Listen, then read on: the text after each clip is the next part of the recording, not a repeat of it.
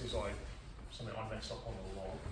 So you've got this spar arm, and he's keeping this drilled to the ground.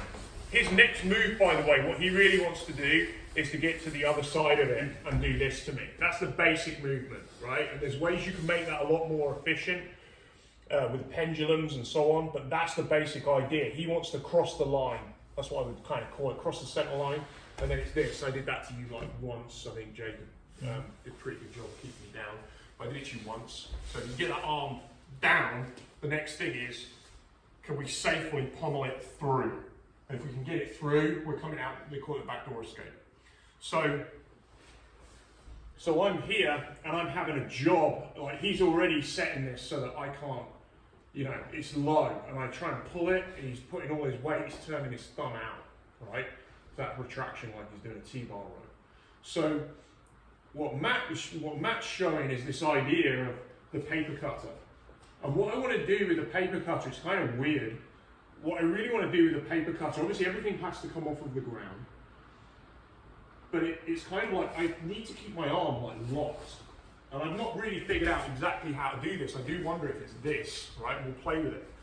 But what I've got to do is stop my arm from bending, so that when I put my weight into it, and I don't want you to tap if this is on or not.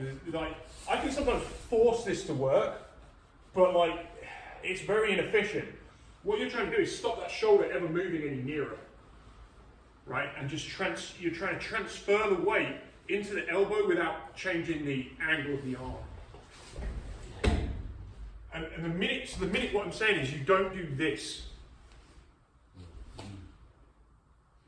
Because now the only way I can really finish it is to try to drive my elbow into his neck from a position of actual passive insufficiency. So the more you close that space, so it's like I'm trying to figure out a way of locking my arm so that I just can't, I can't mess myself up. So one of the things could be trying to do this so that this can't come forwards. This is something I said to him is, do you think it's this kind of idea? Now that would be using the gi. He was doing it without the gi, but the basic idea being that. Because if I turn my thumb out, it's actually kind of hot. Just try this for me. Put your arm out, and turn your thumb out, and see if you feel like you can take your shoulder to your arm while you're turning your thumb out. It's kind of, I'm locking, I'm fully extended, and then I'm turning. That's what I think this basically is, because I'm trying to lock that and put my weight into my shoulder, and so that it transfers down. Yeah, and that's whenever he's keeping this down, it's kind of getting into this idea that what I really want to do is so he's trying to get his arm through, and it's connect like that. As soon as that locked in. And that's why it's a paper cutter. It's not, paper cutter doesn't do that. It's that, and it's weight transfer. So this is why I think to get out of my bad habit, it's almost a pistol grip if it were gi. And then no gi, you're just trying to maintain it however you kind of can. So it forces your forearm to go directly down? Yeah. Without this happening. Yeah. The wrist flexor.